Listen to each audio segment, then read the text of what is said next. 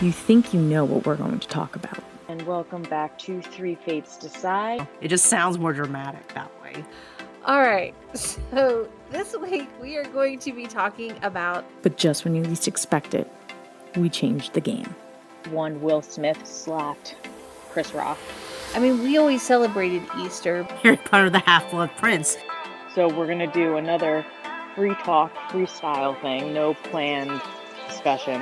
At the end of the day, only one thing matters. We decide. We're going to hit the main highlights. That is the thing, like what we were saying back in that episode. A quick recap.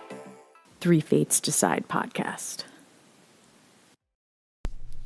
Hello, everyone, and welcome back to Three Fates Decide. My name is Sam, and I am doing another solo episode, except it's not really solo because I have a special guest. You all remember my sister Jen, or Jennifer, however she wants to be called down here. Say hi. Hello. And for our episode today, we are going to talk about a show that we both watched a few weeks ago. It's a docuseries called Shiny Happy People, Duggar Family Secrets. And it is available on Amazon Prime. It's 4 episodes, and it scared the ever-living crap out of both of us. Yeah, you should probably add a trigger warning because there's going to be talk about sexual assault, molestation, Child abuse. Yeah. Not pretty. Yeah. So, kind of going into a brief summary, I think most people, I don't know, maybe outside of the U.S., but I think most American people know of the Duggar family. They were the focus of the TLC reality series called 19 Kids and Counting, or at least when it ended, it was called 19 Kids and Counting. I think it was like 17 or it was whatever. A lot of kids. They have a lot of kids. A lot of kids and counting from like the very beginning. I think it started in 2008. So yeah. Yes. And it follows a married couple named Jim Bob and Michelle Duggar. And I just remember I've only seen a couple of episodes myself. I was never really fully interested in the show. But they're just ultra conservative, you know, people raise their kids to be the same, to where like their kids have to wear certain types of clothes. The women are the ones that run the house, cook the food, clean. Completely subservient to the men in their life. Yes.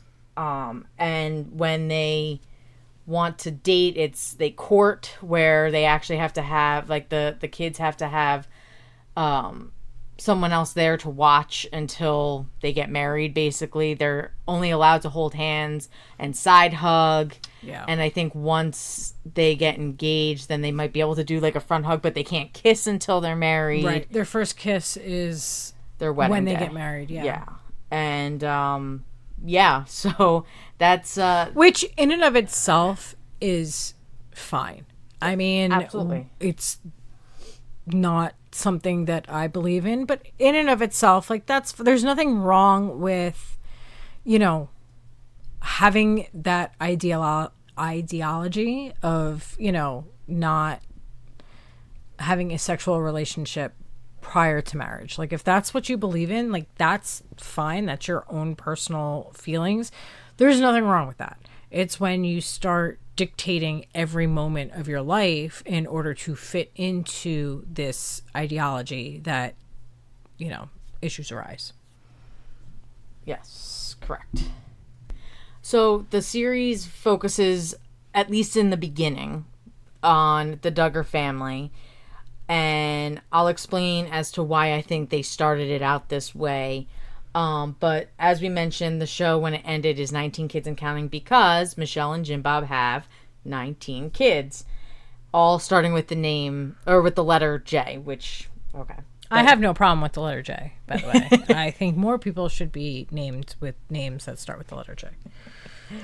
But they have Joshua, Jana, and John David, who were twins. Jill, Jessa, Ginger, Joseph, Josiah, Joanna, Jedediah, Jeremiah, Jason, James, Justin, Jackson, Joanna, Jennifer, Jordan, Grace, and Josie. So that's all 19 kids Right. by the time the show ends. Okay, so in 2015, the oldest son, Josh, started to have a lot of controversy around him. It started off where a police report came out and showed that he had sexually assaulted two of his sisters as well as other females that we do not know of as of now. They were never named. Right. They stayed silent. After that, then in 2015 as well, he was on a list from the Ashley Madison data breach, which Ashley Madison was basically like It was a website for men to cheat on their wives with. Yeah. You know, like you find women that were willing to cheat with you. Yeah. So that came out. Then he, admitted to watching pornography, which with his religion and all that stuff is a big no-no. He did wind up checking himself into rehab. I believe he called himself a sex addict. Yeah. And then, came back out, and that was the end of it for a little while.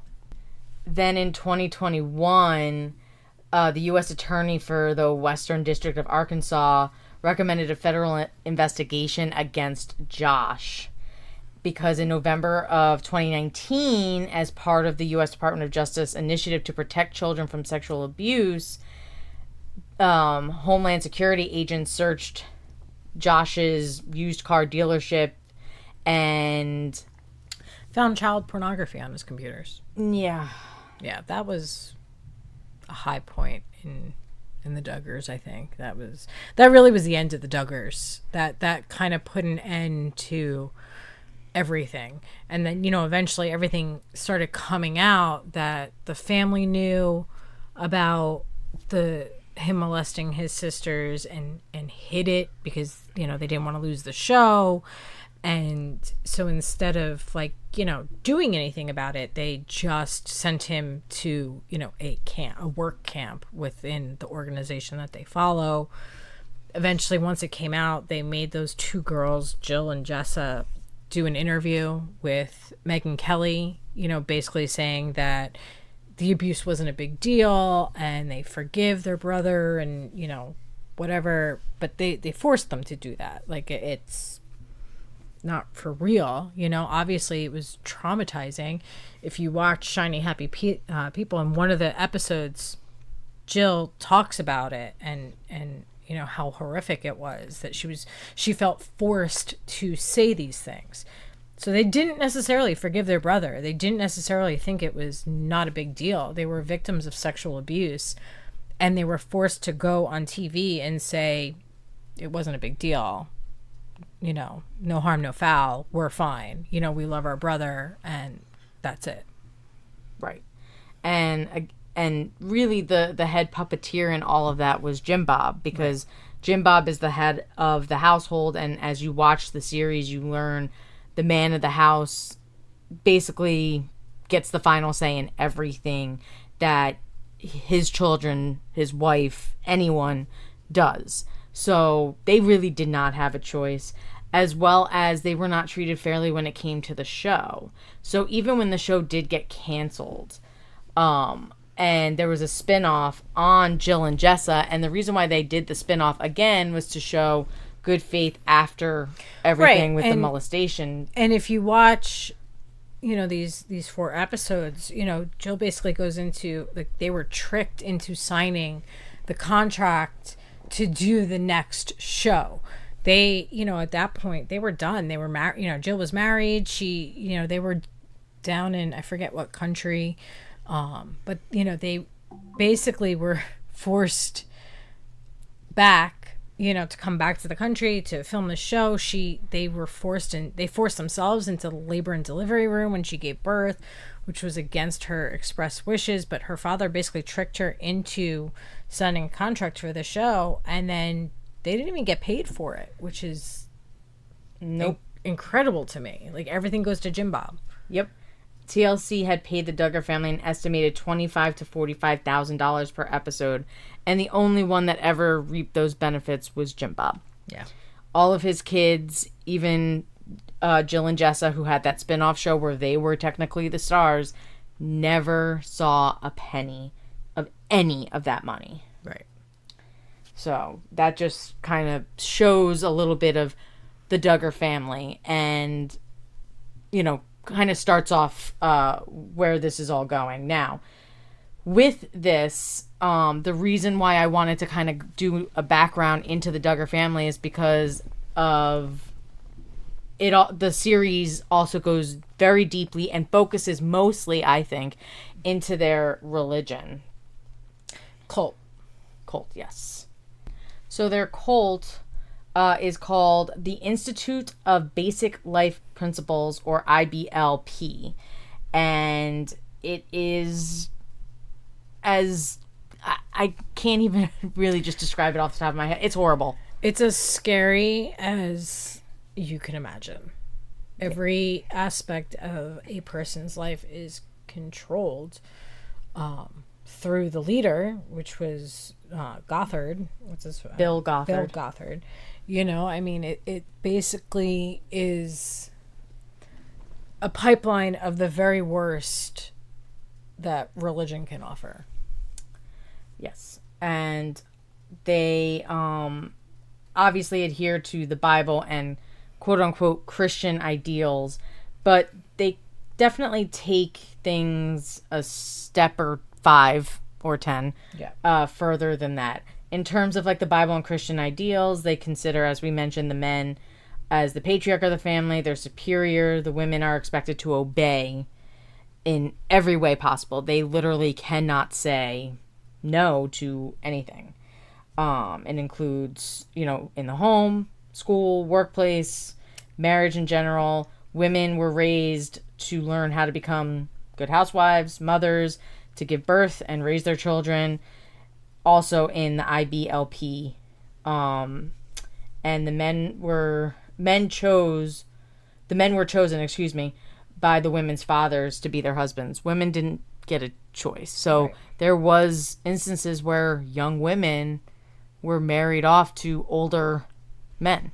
And there were several instances. They have interviews in these episodes of former members and, marital rape.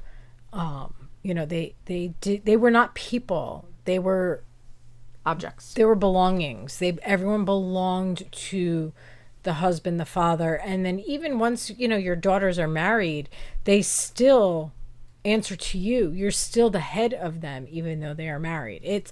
The whole thing was just very disturbing and disgusting. And, I don't get it. No. And it starts from when the children are born. They're homeschooled, but they're not homeschooled in the way that, you're learning reading, writing, arithmetic, whatever. You're learning the church's teachings that they created themselves. And I thought it was interesting at one point, Jill, Duggar Dillard, I guess her last name is now, was talking, about the teachings and, how she doesn't agree with all of it. But then she brought up, schooling and how these other children can go to school and be indoctrinated and how that can still happen. But, when you're homeschooled, that can't happen. So she's still very deeply, in that mind of, being in a public school or being out in the world. Like, you're going to be indoctrinated into these beliefs. Meanwhile, she's not aware or is not seeing that the homeschooling is actually what's doing the indoctrination. Right. Children are taught to obey God's message and the rules of their fathers, and that any violation of this leads to bad consequences. And they even say any type of illness is considered a consequence for not following the rules. They can be scolded, they can be beaten, they could be kicked out. It's horrible. And I just remember, it starts even as babies. I just remember that one woman was talking about how her baby wouldn't stop crying. So she beat them. So she just beat it over and over and over to try and teach it to stop.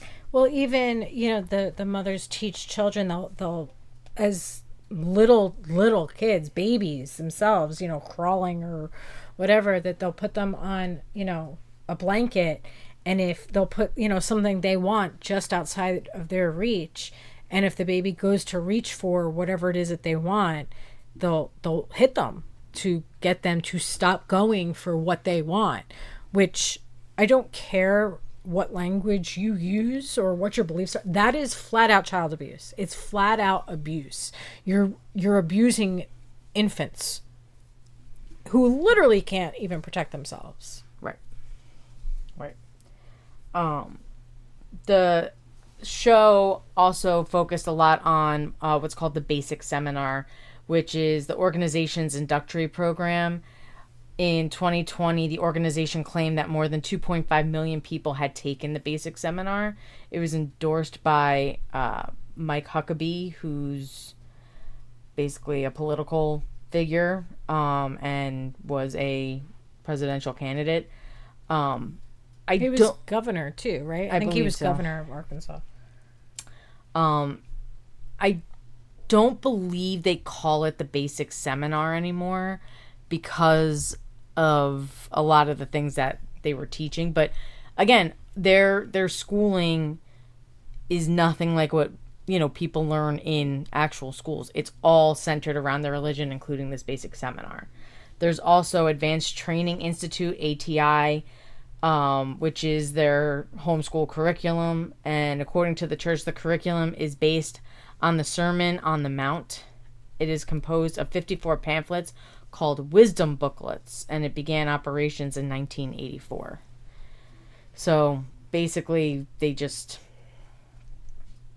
They're creating uneducated fanatics. Yes.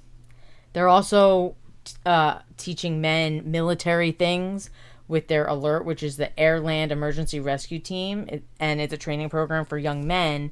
And through this, a lot of men can go into the military, the police department, things like this. So, and as you watch and you kind of listen to a lot of this, you've seen that a lot of these people from the IBLP have already infiltrated a lot of American government, small town government, state government, federal government, the whole background of all of this, the whole point of all of this is literally to take over everything. Which, in my opinion, has already happened. Has already started. The whole point when you watch this is these far right extremists, was to take over the Supreme Court, check. To reverse Roe v. Wade, check. To, create all of these rules that basically are the fundamental beliefs of, their cult, check. Yeah, and I know when they were talking about different ways that they were already involved, obviously a lot of them run for governors or some sort of state legislature. There was many that were involved in Trump's, office, cabinet, whatever, whispering in his ear, which is one of the, many reasons why, a lot of things happened, I'm sure. Yeah. Watching that really made the last 5 or 6 years make sense. Yeah. It really, was eye-opening to the fact that these people literally were trying to do exactly what has happened. Yeah. And they've been succeeding. And, now the goal is, you got to try and fish them out before they basically complete their mission. But their mission is to completely take over the U.S. and, basically make everyone part of the IBLP. And I don't know what will happen over the next couple years. I honestly think for anyone who has paid attention to American politics, and I know we don't like to talk about politics in this show, and we're not really going political, but there is a lot of Christian nationalists that are being very outspoken here in the U.S., and I do believe a lot of them stem from this. Yeah, the top six, the top six members, famous members, political members, whatever the case may be, of IBLP are Mike Huckabee, who was former Republican candidate for president. There's Sarah Palin, who, again, former vice presidential candidate, former governor of Alaska. Rick Perry, former Texas governor and presidential candidate. Sonny Perdue, who is the former governor of Georgia. David Green, who's the founder and CEO of Hobby Lobby, who, has issues. Madison Cawthorn, who was removed, basically, from his seat in Congress for sexual misconduct. So, yeah, it's scary. The people that, are in charge of things have, a place in power that are a member or a follower or a donator to a cult, and a very scary cult at that. Right. And really what has helped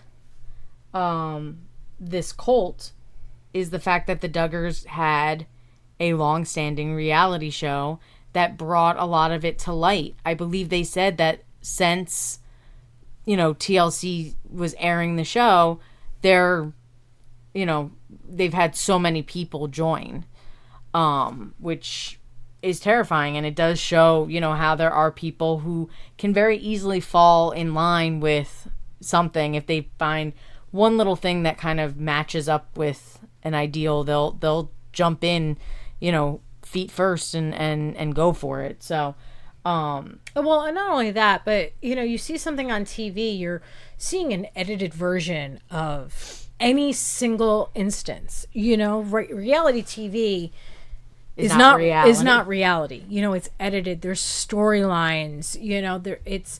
It's taking away all the negative and only showing you the happy, or is showing, is creating a reality. So people watched this show and thought, oh well, look at these people, they're conservative, they're family oriented, they believe in God, they believe, it doesn't dig deeper than, it's not even surface level, it's a fake surface. It just really creates unrealistic view of what's happening. Yeah, so I mean, the only other thing that I can honestly say about the IBLP is, again, the founder, creator, whoever, Bill Gothard, he's the one that really started pushing these ideas about, the men being in charge, the women are only there to not only have children, but have many, many, many children. Basically, they're creating an army, by the amount of kids that they're having. And, that's like his biggest belief, is to just have as many children as possible. This man is not married himself. He has 0 kids, but they're following him. I don't understand. You're following a man who tells you this is the way that God wants, things, that women have multiple children. And yet he hasn't neither a wife nor a child, at least that he knows of, because there were girls that on this series that mentioned that they were they had gotten very close with him, and so who knows? They were being groomed. Yeah. So you never really know if he has children or not. But in terms of the show, as we mentioned, besides previous people that did manage to get away from the cult, the only Duggar member was Jill Duggar and her husband Derek. They're the only two from the family that were on the show, they have completely separated themselves from the Duggar family. And I'm happy for them. I know they also have a book coming out soon, so if you are interested to kind of see what Jill more specifically kind of went through, you can, keep an eye out on that. You also had Jim Bob's sister, Deanna Duggar, and her daughter Amy King that were also on there. Deanna talked about how she was forced to marry someone who raped her repeatedly. She honestly thought that he was going to kill her, and she did manage to run away before that happened, which is horrifying. And then Amy, who always had a love for her family. In fact, she was on the show a little bit, here and there, and she has also completely separated herself from the Duggar family. So, they see what was going on and no longer wanted to be a part of it because, again, it's just has grown so much over the last several years and just progressively gets worse. I was looking up the IBLP, and the very first sentence, now granted this is Wikipedia, so someone wrote this, but it basically says IBLP is a non-denominational Christian fundamentalist organization, which says everything you need to know right there in that one sentence. Their business is making money. That's their business. Their business is making money and putting people in places that can get things done for them. That's the job of any cult. That's the job of any cult. It's never about the actual religion. Like, that's just a cover. It's all about making money, having, your army of people that worship you and will do whatever it is that you ask them to do or tell them to do, and getting other people who are your followers in positions of power to make life easy for you. Every cult is the same exact way. Yes. And just for people, I know we have a lot of followers that don't live in the U.S., and you may be wondering why this would even matter to you. But this cult is actually in, I believe I read, like 12 other countries. Yeah, they're pretty big in Mexico, Romania, Australia, Hong Kong, New Zealand, South Korea, and Southeast Asia. So, they're spreading their wings, and, they're in Canada, Taiwan, they're kind of all over the place. Yeah, and they want world domination, basically. Yeah. They want to take over, and if you think that it's not serious, just look at already what's happening in American politics. This isn't just an American problem. It may have started as as a problem here, but they are infiltrating other countries. Yep. So if you haven't watched the series, I highly recommend, just so that you can get a little bit more knowledge as to what this cult is, what they go by, what they do. I'm telling you, you'll have chills because it really was so scary. It was like watching the scariest movie you've ever seen, but the only difference is it's not fake. It's real. It's happening. It has happened. It's going to continue to happen. You're literally watching a 4-episode scary movie where every single part of it is 100% true. Yeah. And hopefully, with now this docuseries being out, more things will come out about it, more people will learn about it, and then maybe everyone else can stand together and stop the spread, basically, and stop this cult from expanding even more. Other cults have been at least slowed down. I'm sure, well, hopefully one day it'll happen here, but we'll have to see what happens. Did you like what you heard on our episode today? Well, then feel free to come back and listen to us again. You can find us on all different streaming sites, including Amazon Music, Apple Podcasts, Deezer, iHeartRadio, Spotify, you name it, we're there. And if you really like us, feel free to follow us on Instagram and TikTok at 3 Fates Decide. That's THREE, Fates Decide. You can also email us at 3fatesdecide@gmail.com and check out our website at 3fatesdecide.com to find other episodes, information about your 3 hosts, and all of our other links. Thanks for listening, and we'll catch you next time on 3 Fates Decide.